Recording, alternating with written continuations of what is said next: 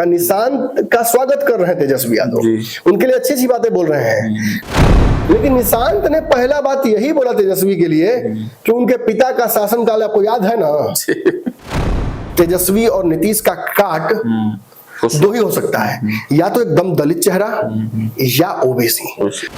महागठबंधन के खिलाफ है ना, तो वो सम्राट चौधरी का नाम नहीं लेता है, वो भाजपा के पक्ष में वोट करने के नाम पर भी चिरागे का नाम लेता है। और रामविलास पासवान के राजनीतिक जीवन की सबसे बड़ी अगर टीस कुछ रह गई तो यही थी कि मुख्यमंत्री नहीं बन पाए।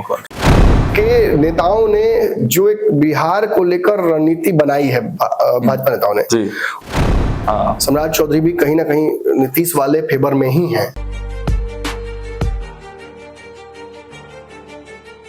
नमस्कार, पंचनामा देख रहे हैं आप, जहां होती है खबरों की चीरफाड़। आज फिर से एक खबर को स्ट्रेचर पर लेटाएंगे और अपने डॉक्टर साहब से उस पर चीरफाड़ करवाएंगे। देखिए, बिहार की गहमा गहम वाली राजनीति में एक बार फिर से खूब बेचैनी है। देखिए, दिल्ली से अब फाइनल कॉल आ चुका है। बिहार के सत्ता पर आखिर कौन बैठेगा? नीतीश कुमार संन्यास लेने वाले हैं, इसकी चर्चा तो बिहार के सत्ता के गलियारों में हो ही रही है। लेकिन क्या नीतीश कुमार 2025 से पहले ही संन्यास ले लेंगे? जिस प्रकार आज भारतीय जनता पार्टी के नेताओं के बयान आए हैं, खासकर प्रदेश अध्यक्ष दिलीप जायसवाल के बयान और मंत्री प्रेम कुमार के बयान, वो तो साफ साफ यही दर्शा रहे हैं कि अब भारतीय जनता पार्टी खूब बेचैनी में है। और देखिए, नीतीश कुमार के ऑप्शन के रूप में अब दिल्ली से फाइनल कॉल पर लिस्ट भेज दिया गया है। सीधे अपने डॉक्टर साहब के पास चलेंगे और यह समझने का प्रयास करेंगे आखिर उस फाइनल कॉल में, उस मैसेज में किस नेता पुत्र की एंट्री हुई है, किसकी लॉटरी लगी है। सर, जो चर्चाएं इतने दिन से चल रही है, अब उस पर विराम थमने का वक्त आ गया है, फाइनल जो है नाम आ गया है। लेकिन मंत्रिमंडल विस्तार के बाद ये चर्चाएं हो रही थी कि भाजपा बड़ी भाई हो गई है, जदयू छोटे भाई हो गए हैं, नीतीश कुमार का चल नहीं रहा है, सम्राट चौधरी सब कुछ अपने हिसाब से चला रहे हैं बिहार में। लेकिन जरा पावर बैलेंसिंग को समझिए, आप केवल नंबर गेम मत देखे भागिए। कहने के लिए नंबर्स की बात अगर करिएगा तो बिहार की सबसे बड़ी पार्टी 2020 के चुनाव के बाद कौन थी? राजद थी। सरकार बना ली? नहीं बनाई। नंबर्स ही सब कुछ नहीं है, समीकरण कैसे गढ़ा जाता है वो इम्पोर्टेंट है। कौन किसके साथ है? एक एक रुपए के सिक्के मिलाकर 1 लाख सिक्के जोड़ दीजिएगा तो 1 लाख रुपया होता है। और 10,000 2,000 5,000 अगर नोट भी आया था सर, माने होता भी एग्जिस्टिंग, तो उस 1 लाख से छोटा होता। कहने को तो चिल्लड़ ही 1 रुपए का सिक्का है, लेकिन 1 लाख करने पर ज्यादा होता है ना। यही हाल है कि बिहार में राजद बड़ी पार्टी होने के बावजूद सरकार तो एनडीए की बनी ना। नीतीश कुमार के कम विधायक के बावजूद मुख्यमंत्री तो नीतीश कुमार ही बने ना। तो नंबर्स हर बार आपको सही इशारा दे दें, सही रिजल्ट दे दें, ये जरूरी नहीं है। यही हाल है कि बिहार में आपको लगेगा कि 7 विधायक के साथ विधायक मंत्री बन गए जदयू के, भाजपा के। जदयू का कुछ नहीं हुआ, कैसे नहीं हुआ। इनफैक्ट मैं तो सुन रहा था, एक जदयू के पूर्व नेता ही अभी भी होंगे शायद पार्टी में, मुझे नहीं पता कि क्या स्थिति है उनका, वो ये भी कह रहे थे कि कम से कम 2-3 हमारे तरफ से जदयू की तरफ से बनना चाहिए था, ये गलत है, ऐसा नहीं होना चाहिए था। तो ये समझ ही नहीं पाए वो। क्या जदयू के किसी मंत्री का कोई विभाग छीना गया क्या? नहीं, कोई विभाग नहीं छीना गया। जो विभाग भाजपा के नेताओं को दिए गए कल, उन विभागों को देखिए। वो भाजपा के ही थे। हाँ, सुनिए, एक बार समझ लीजिए कि जो कल विभाग बांटे गए या आदान प्रदान किया गया, उन विभागों को जरा देखिए। और जदयू के नेताओं के पास जो विभाग है उनको देखिए। मांझी जी के पुत्र के पास ये 3 विभाग पहले से थे, और इन 3 विभागों के बावजूद मांझी का बयान आया था कि हमको मालदार विभाग नहीं मिला है। 3 विभाग थे। अब उस मालदार नहीं वाले विभाग में 3 विभाग में भी 3 लोग हो गए। तो इट्स नॉट इम्पोर्टेंट कि ये रोटी है कि पराठा है, बात ये है कि घी लगा हुआ है कि नहीं। आपको मिली है रोटी 5-5 गो, और वहां घी लगा हुआ पराठा मिला है। अंतर ये है। सरकार का मुख्य जो आंख नाक कान होता है, गृह विभाग किसके पास है? नीतीश कुमार। ये जो बिहार में निर्वाचन विभाग किसके पास है? नीतीश कुमार के पास है। जदयू के पास सारा कुछ। वित्त विभाग बिहार जैसे राज्य में डिप्टी सीएम सम्राट चौधरी के पास है। वित्त विभाग पूर्व में भी पता है आपको भाजपा के पास ही रहा है। सुशील मोदी क्यों रहा है पता है ना? कितना कर लीजिएगा, बिहार में कितना रेवेन्यू है, कितना कर लीजिएगा, सही अपने दम पर बिहार स्वावलंबी नहीं है वित्त में, तो ये एडिशनल दबाव है, झेलते रहिए। और मंगल पांडे को आज से दिया हुआ है स्वास्थ्य विभाग। स्वास्थ्य में बिहार अगर बढ़िया होता तो हम अब पैरवी लेके जाते हैं दिल्ली एम्स में, ये बिहार के हमारे मुख्यमंत्री जाते हैं आंख दिखवाने दिल्ली, मजाक ना चल रहा है। फिर शिक्षा की बात कीजिए, नीतीश कुमार जिसको देते मन जिसको शिक्षा देते हैं, खेल जिसको मन उसको देते हैं, सूचना प्रौद्योगिकी जिसको मन उसको देते हैं, पर्यटन जिसको मन उसको देते हैं, उद्योग सामने वाले को देते हैं। क्यों? है ही नहीं कुछ करने के लिए। सड़क पर परिवहन में कुछ है तो देखिए विभाग किसके पास रहता है, कल जरूर वो ट्रांसफर हो गया, निश्चित ही सारे मालदार विभाग जदयू के पास है। तो नंबर पर मत जाइए, Nitish Kumar ji is still in control. गृह से लेकर सूचना निर्वाचन सब उन्हीं के पास है मुख्य। तो नीतीश ही सरकार चला रहे हैं, नीतीश के लोग ही बिहार सरकार के महत्वपूर्ण हिस्सा है। और यहाँ तक कि कल तो एक चर्चा ये शुरू हुई, मैं इस बात को सत्यापित नहीं कर रहा हूँ, लेकिन कुछ चैनलों ने तो बहुत प्राथमिकता से चलाई खबर, और वो ये बधाई के पात्र है वो चैनल, कि दरअसल एक विभाग डिप्टी सीएम जो दूसरे वाले हैं विजय सिन्हा, उनका छीन लिया गया। उसका बड़ा कारण है, उस विभाग में जो पुल गिरा था उसकी जांच के वो साल भर से आदेश दे रहे थे और रिपोर्ट मांग रहे थे। और जो सिंगला कंपनी है उसने कोर्ट में ये कहा था कि मैं बनाऊंगा, दोबारा हम बनाएंगे, जबकि कायदे से उनको ब्लैकलिस्टेड हो जाना चाहिए था, लेकिन उन्होंने कहा कि बनाएंगे और सरकार इसमें मान गई थी और साल भर में भी नहीं हो पाया था और पुराने पेमेंट्स उसके क्लियर होते जा रहे थे। इस वजह से बेचैनी जो बढ़ी, उसकी वजह से विजय सिन्हा का विभाग छीन लिया गया कि ये परेशानी ना क्रिएट करे। ये जांच करेंगे तो हो सकता है कि जदयू के कुछ लोगों तक आज पहुंच जाए जांच का, और इस वजह से मैंने सोची कि मैंने पूरा पेच फंसाया गया। तो कुछ लोग तो ये भी दावा कर रहे हैं कि ये मंत्रिमंडल विस्तार करने का मन नहीं था कि नीतीश कुमार को, मजबूरी थी कि एक आदमी का विभाग और डिप्टी सीएम का छीन लेंगे तो भाजपा से रिश्ते तुरंत खराब हो जाएंगे, विवाद के कारण बन जाएगा, मीडिया में इसको परसेप्शन बनाया जाएगा, इसलिए सबका चेंज कर दो, इसी बीच में ये वाला काम कर दो। और सम्राट से भी थोड़ा सा है, दोनों सम्राट और विजय चौधरी के विजय सिन्हा के बीच में भी कुछ देखिए सच्चाई है कि कई जगहों पर आपने देखा विजय सिन्हा नहीं थे, सम्राट चौधरी भी कहीं ना कहीं नीतीश वाले फेवर में ही है।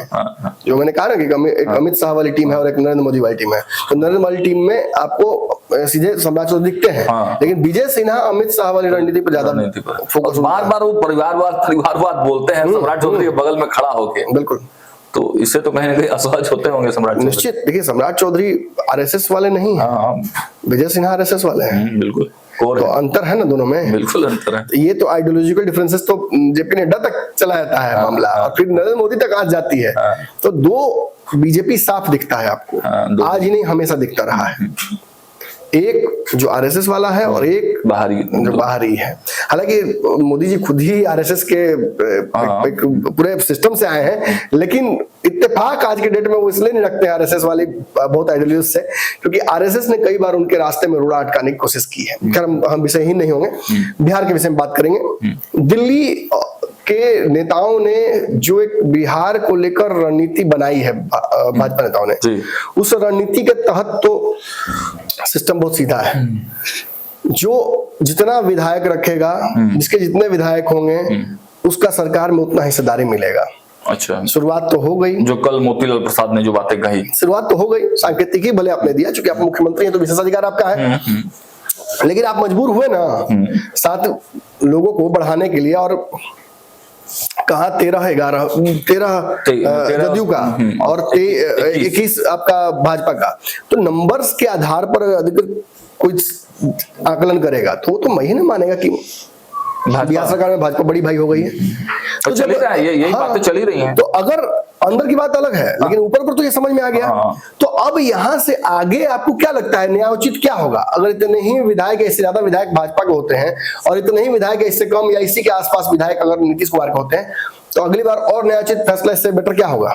सीएम बदलना पड़ेगा, सीएम बदलना पड़ेगा। और जिस सहजता से नीतीश कुमार ने 7 मंत्री बढ़ा दिए, उस सहजता से फैसला ले पाएंगे वो? ऐसा नहीं है, नहीं हो पाएगा ना, बिल्कुल नहीं हो पाएगा। तो उसके लिए क्या करना पड़ेगा? सिंधे का सहजता से कुर्सी दे देते अपनी? नहीं, बिल्कुल नहीं। निश्चित ही एक रणनीतिगत ये फैसला होगा। देखिए बिहार में तीन नेता पुत्र इस वक्त हैं जो नीतीश कुमार की कुर्सी के सबसे प्रबल दावेदार हैं। नीतीश कुमार इन्हीं को देखते हुए अपने पुत्र को राजनीति में लाने के लिए मजबूर हुए हैं।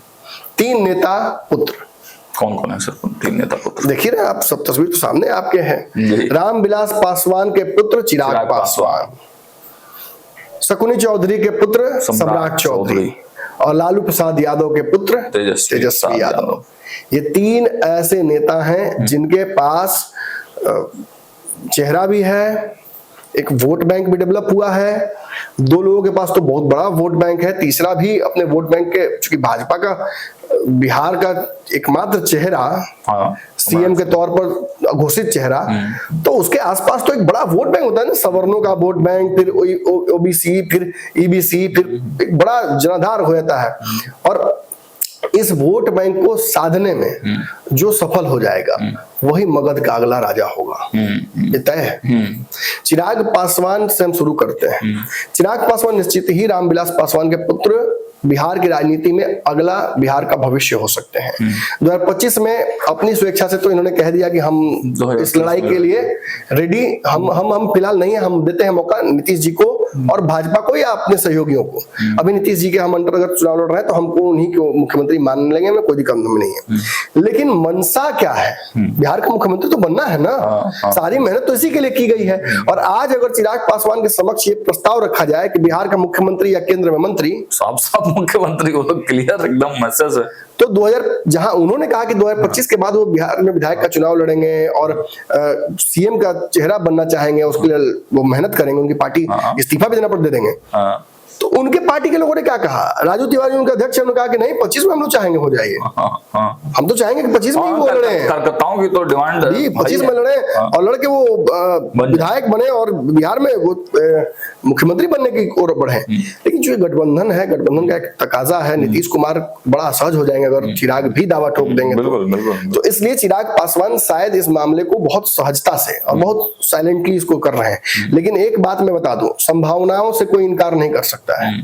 नीतीश कुमार के बिहार में यदि विधायक की संख्या घट जाती है और मान लेते हैं कि 20-25 विधायक, 20-25 ही मैं मानता हूं, ज्यादा नहीं कहता हूं आपको, वैसे तो 30-35 सीटें वो मांग रहे हैं, लेकिन 20-25 सीटें वो लड़ते हैं और 15 सीट मान लीजिए जीत कर आए थे किसी स्थिति में चिराग पासवान, जो कि स्ट्राइक रेट लोकसभा में उनका बढ़िया रहा है। तो यदि इस आधार पर भी वो जीत कर ले आते हैं विधायक और फिर सरकार बनाने के लिए उनकी आवश्यकता विधायकों की पड़ जाती है और कहीं अड़ जाते हैं कि ना नीतीश, ना कोई और, ना कोई और, दलित चेहरा मुझे बनाइए, तो ऐसे तो एग्जाम्पल्स हरियाणा में और कई जगहों पर हमने देखे हैं। तो ये तो संभव है, कागज पर चिराग पासवान अगर ये रिजल्ट लेकर आते हैं इसी बार संभव है, तो इसी बार संभव है।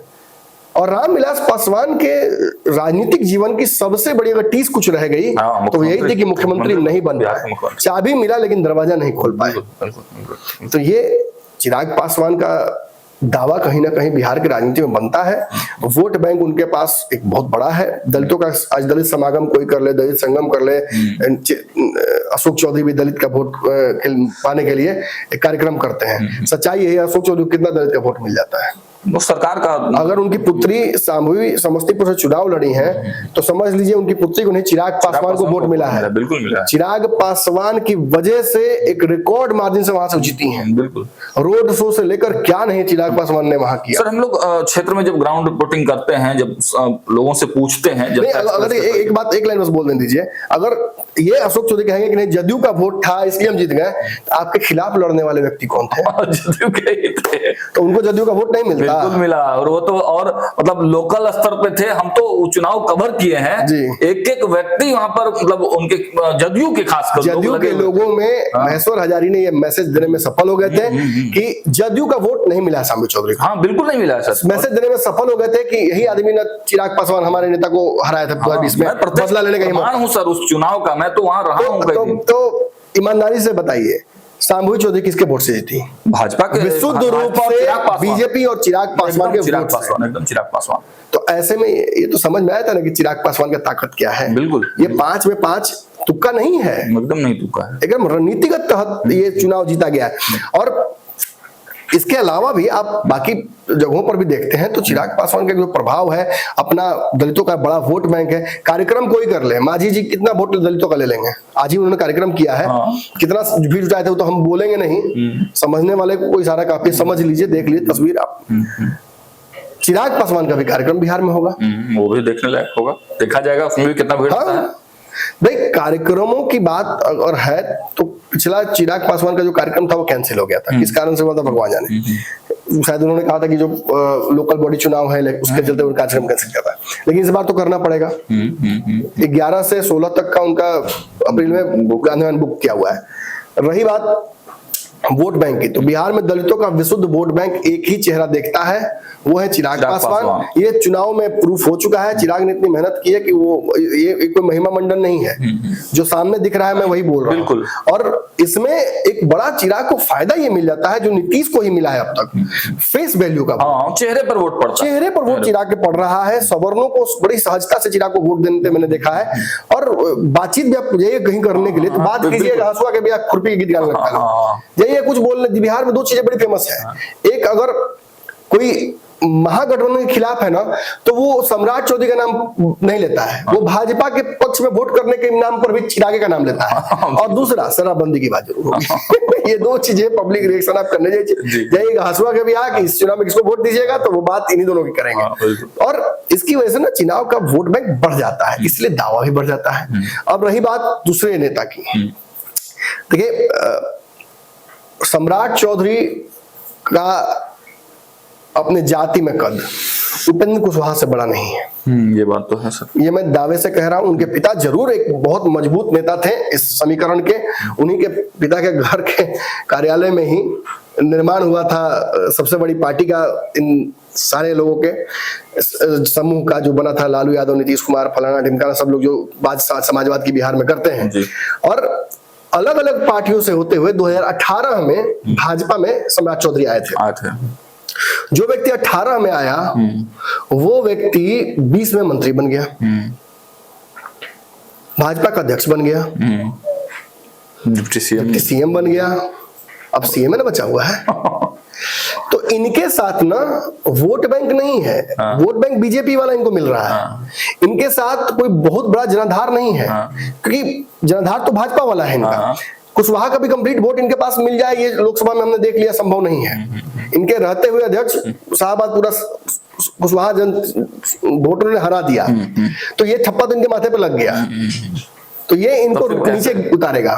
तो फिर कैसे? लेकिन अपने पिता की राजनीतिक लेगेसी, एग्रेसिव तेवर और भाजपा का कंप्लीट पावर देना, चाहे इन 7 मंत्रियों के चयन में या टिकट बंटवारे में या 2 डिप्टी सीएम के बावजूद सुपर डिप्टी सीएम कहा जाता है इनको, उस कारण से, इनके अग्रेसिव नेचर की वजह से, इनके जातीय फैक्टर की वजह से, इनके चेहरे की वजह से भाजपा ने इन्हें अपना बिहार में पोस्टर बॉय बना दिया है। तो ये तो कंफर्म है कि बिहार में अगर भाजपा की सरकार बनती है या भाजपा को अपना मुख्यमंत्री देने की बात आती है तो भाजपा इनके अलावा किसी पर दांव नहीं लगेगा। बिहार में बड़ा क्लियर है, बिहार में कोई वाइल्ड कार्ड एंट्री नहीं होगी, अघोषित सीएम चेहरे हैं ये।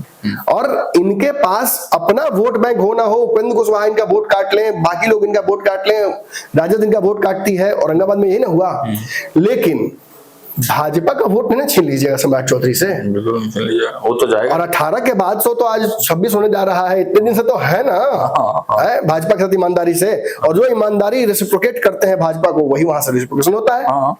भाजपा इन पर दाव लगा रही है, बाहर से आए हुए कई नेताओं को भाजपा ने दाव लगाया है और कई लोगों को बड़े बड़े पदों पर पहुंचाया है, इनको भी ऊपर पहुंचाने की तैयारी भाजपा ने कर ली है। तो इस हिसाब से ये भी एक बड़ा चेहरा है। और बिहार में देखिए ओबीसी राजनीति का एक बड़ा डिमांड है, तेजस्वी और नीतीश का काट दो ही हो सकता है, या तो एकदम दलित चेहरा या ओबीसी। क्योंकि ओबीसी की राजनीति पिछले 30-32 सालों से चल रही है, कभी यादव कभी कुर्मी, कभी यादव कभी कुर्मी। तो अब ना कुशवाहा जाति कुलबुलाई हुई है, वो त्रिवेणी संघ के तहत वो अपना मांग रही है, तो इस आधार पर भी इनका क्वालिफिकेशन डायरेक्ट हो जाता है उस पद के लिए। तो Samrat Choudhary is a big contest और बाकी लोगों को इसमें तगड़ी चुनौती देने जा रहे हैं। और भाजपा को मौका मिलेगा तो बिहार में फडणवीस तो यही है, शिंदे को आपको पता ही है। तो ये इस तरह से क्वालिफाई करते हैं। और आखिरी चेहरा देखिए, तेजस्वी यादव। तेजस्वी यादव बिहार में सबसे बड़े वोट बैंक के स्वामी हैं। शब्द चयन में समझिएगा, वोट बैंक के स्वामी हैं। क्यों स्वामी कहा जाता है? देखिए, वोट बैंक इनके पास जाता है, वोट बैंक के रजिस्ट्री है इनकी। स्वामी कहने के पीछे एक कारण है, ये वोट बैंक इनसे खिसकता नहीं है। किसी चुनाव में थोड़ा इधर उधर जरूर हो जाता है, लेकिन वापस मुड़कर इन्हीं के पास आता है। 14-15% मतलब यादव समाज का जो वोट है, 14% यादव समाज का, 17% मुस्लिम समाज का, ये दोनों जोड़ देने के बाद बचता है कोई समीकरण क्या? इसके बाद लवकुश वकुश बोलिएगा तो उसमें भी कहीं चंदमारी कर देते हैं। ये सहारनबाद और औरंगाबाद देखते तो यही नहीं समझ आता कि तेजस्वी यादव के पास कुशवाहा का भी वोट चला जा रहा है। और चूंकि ईबीसी का वोट नहीं मिल रहा है अब लालू यादव वाला तेजस्वी को, जो भाजपा ले रही है, इसीलिए तेजस्वी कहीं ना कहीं कमजोर पड़ रहे हैं। कागज पर निश्चित ही तेजस्वी के पास विनिंग कॉम्बिनेशन नहीं है। और सच्चाई है कि अगर उपेंद्र कुशवाहा को भी जोड़ दीजिए उधर, मांझी जी को भी जोड़ दीजिए, तो वो कॉम्बिनेशन बहुत विनिंग नहीं हो पा रहा है। वहां अगर जीतना है तो उनको नीतीश चिराग में से एक चाहिए। अच्छा, या नीतीश या चिराग, ईबीसी या दलित। हाँ, देखिए चिराग तो कभी जाएंगे नहीं, ये तो कंफर्म मैं आपको दावे से कह रहा हूँ, क्योंकि चिराग पासवान छोटी पार्टी बनकर गठबंधन में नहीं जाएंगे, उस गठबंधन में। यहाँ अलग बात है, क्योंकि ये राष्ट्रीय पार्टी है, और डायरेक्ट नरेंद्र मोदी सीधा इनको प्रेम और स्नेह देते हैं। तो यहाँ तेजस्वी का बड़ा भाई होते हुए बिहार की राजनीति में छोटा बनकर जाना संभव नहीं है। नीतीश चूंकि उम्र में बड़े हैं और 17 18 19 साल 20 साल उनका हो गया बिहार में सत्ता में बने हुए, तो इसलिए उनके सामने भी नतमस्तक होने में या प्रणाम करने में उनको उनकी बादशाहत स्वीकारने में कोई दिक्कत नहीं है। दिक्कत है कि उसके बाद किसी दल के सामने चिराग पासवान ना तो गठबंधन के लिए हाथ जोड़ने जा रहे हैं, ना सीटों के लिए, ना उस तरह से अंडरस्टैंडिंग। तो ऐसी स्थिति में तेजस्वी यादव विनिंग कॉम्बिनेशन तक पहुंचेंगे कैसे? देखिए, तेजस्वी को अपने फेस वैल्यू को बढ़ाना होगा। बिहार में तेजस्वी को जो उन्होंने पिछले 3-4 चुनाव में कोशिश की, अपने पिता के जो बैगेज था, देखिए निशांत को, सोचिए कितना विचित्र राजनीति है बिहार का। निशांत का स्वागत कर रहे हैं तेजस्वी यादव, उनके लिए अच्छी अच्छी बातें बोल रहे हैं, लेकिन निशांत ने पहला बात यही बोला तेजस्वी के लिए कि उनके पिता का शासनकाल आपको याद है ना, 2005 में क्या होता था। मतलब निशांत ने भी एकदम सेफ फॉर्मूला है। तेजस्वी को चुनाव हराना है, कुछ नहीं करना है, बस 2005 से पहले, बस 2005 के पहले याद दिला दीजिए। अब नया देखिए, मैं आपको सजेशन एक दे दूं फ्री का। जी सर, बताइए। कहा जाता फ्री में नहीं करना चाहिए, लेकिन चलिए कोई सुन के जाके उनको बता दे। हाँ, मैं एक दावा करता हूं, तेजस्वी यादव एक कैंपेन चलाए। आज नीतीश कुमार के कितना दिन हो गया मुख्यमंत्री रहे हुए? 19-20 साल, 20 साल से ऊपर जा रहा है मामला। अब एक बात बताइए, 18 साल से 20 साल के वोटर बिहार में कितने होंगे? बहुत होंगे। तो जो 18 साल से 20 साल के बीच में है, वो तो जंगल राज के बाद पैदा हुआ, तथाकथित जंगल राज के, तो उसको जंगल राज से डरा क्यों रहे? उसको तो पता जानते हैं पहले डायनासोर होता था पृथ्वी पर, गोटे ले जाता था इंसान को। अरे देखबे नहीं किए तो हमको क्यों डायनासोर से डरा रहे हो? और जो डायनासोर मर गया, जिसका पेट्रोल बना के डीजल गाड़ी में हम भर रहे हैं, उससे क्या डरना? तो जिस जंगल राज की बात आप कर रहे हैं, उस जंगल राज को तो हमने देखा ही नहीं। फॉर्मूला दे रहे हैं आप सर।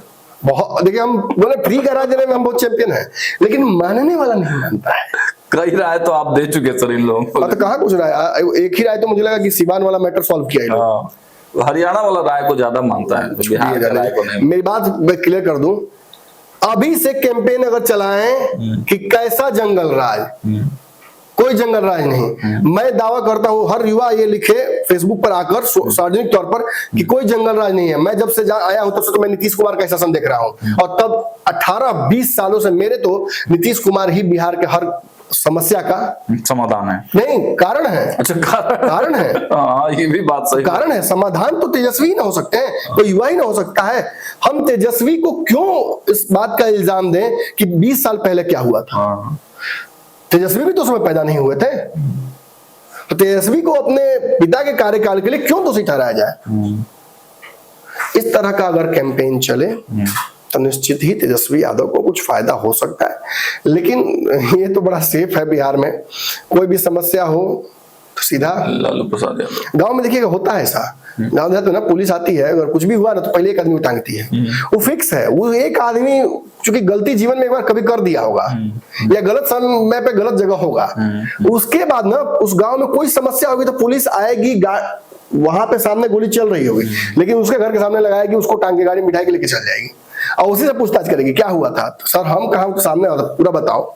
चाहिए तेजस्वी जी के साथ यही होता है, कोई भी कुछ भी करे हंसते तेजस्वी यादव। सरकार थी नीतीश कुमार की, मुख्यमंत्री थे नीतीश कुमार, अगुवानी पुल गिरा किसके सामने? वो पुल गिरा किसके सामने? नीतीश जी की सरकार में गिरा, लेकिन ठीक हो गया। पूरा आरोप लगे तेजस्वी यादव पर, काम किए सिंगला, नाम हुआ इनका।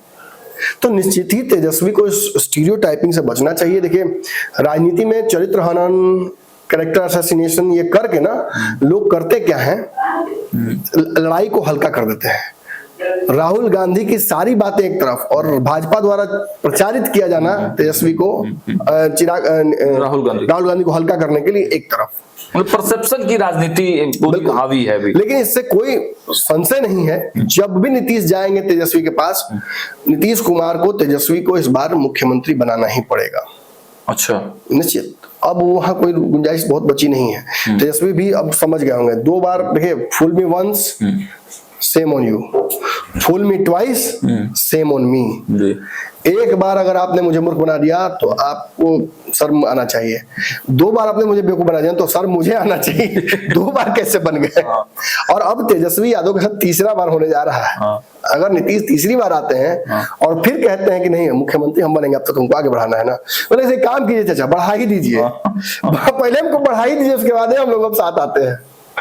ये कागज पर लिख दीजिए कि अब बढ़ाया जाएगा तेजस्वी को, तभी हम शपथ ग्रहण में पहुंचेंगे। मतलब इशारा भी दे रहे हैं सर, मतलब आ रहे हैं क्या नीतीश तेजस्वी? चुनाव बाद तो समीकरण बदल सकता है, बदल सकता है। नीतीश कुमार अपने सर्वाइवल के लिए कोई फैसला ले सकते हैं, come of the situation come of the man. जब होगा वो परिस्थिति तो नीतीश क्या करते हैं वो उस पर नजर सबकी होनी चाहिए। तेजस्वी तो बार बार कह रहे हैं कि जदयू खत्म, अगर निशांत को डरा रहे हैं बुलाने के लिए साथ में, आ जाइए, मैसेज भेज रहे हैं। वो क्या समझे कि नीतीश कुमार ने इसमें भी खेल किया है? वो तो नंबर देख रहे हैं, 7 मंत्री भाजपा के बन गए, वो ये देख रहे हैं कि अभी भी सरकार का सारा 75% काम तो जदयू कर रही है, 11 विधायक। इम्पोर्टेंट ये नहीं है कि कितने लोग हैं, इंपॉर्टेंट है कि कैसे लोग हैं, क्या ताकत उनको दी गई है। तो इसीलिए ये 3 नेता बिहार में नीतीश कुमार को इस बार रिप्लेस करेंगे और इसी रिप्लेसमेंट को देखते हुए नीतीश कुमार ने डिजास्टर प्लान एक्टिवेट किया है कि अब इनसे लड़ने के लिए मुझे भी अपने पुत्र को लाना ही होगा, चाहे उनके पार्टी के नेता हो। अभी तो गोपाल मंडल ने भी कह ही दिया, अल्टीमेटम ही दे दिया कि लाना ही पड़ेगा, लाना ही पड़ेगा। बाकी नेता भी इसी तरह से अड़ जाएंगे। और गोपाल मंडल ने बड़ी अच्छी बात, मतलब अंदर की बात बताई कि हमारे पार्टी के सारे वरिष्ठ लोग चाह रहे हैं। बिल्कुल, और ये भी कहा कि हम अपने बेटा को ले गए थे तो नीतीश कुमार बोले कि नहीं हम बेटा को आगे नहीं बढ़ाएंगे, पार्टी में नहीं होगा। तो मैंने कहा उनसे कि आपके साथ मेरा बड़ा हृदय नहीं है, हम तो लड़ाई करेंगे। तो आप भी देख लीजिए अपना।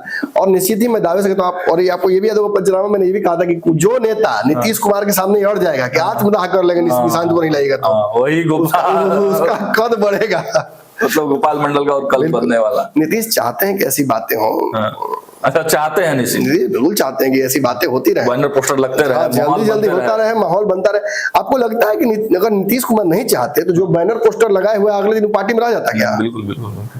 मतलब जब राष्ट्रीय अध्यक्ष बन रहे थे नीतीश कुमार, तो जो माहौल से उनको बनाया गया था वही माहौल से निशांत को बनाना चाहते हैं। बिल्कुल बिल्कुल, इसी तरह से मांझी को भी पलट के नीतीश वापस आए थे। जी जी। देखिए थोड़ा सा लाज शर्म हो जाता है ना कि कैसे करें, तो सहजता लोग करते हैं साथ वाले।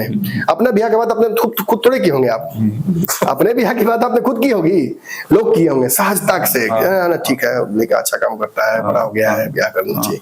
यही हाल है राजनीति में भी। यह भी तो बड़े संकेत है कि निशांत कभी भी ये नहीं कहे हैं कि हम नहीं आएंगे राजनीति में। अब कहना बोलेंगे, अब आ गए तो अब कुछ ही बोलेंगे।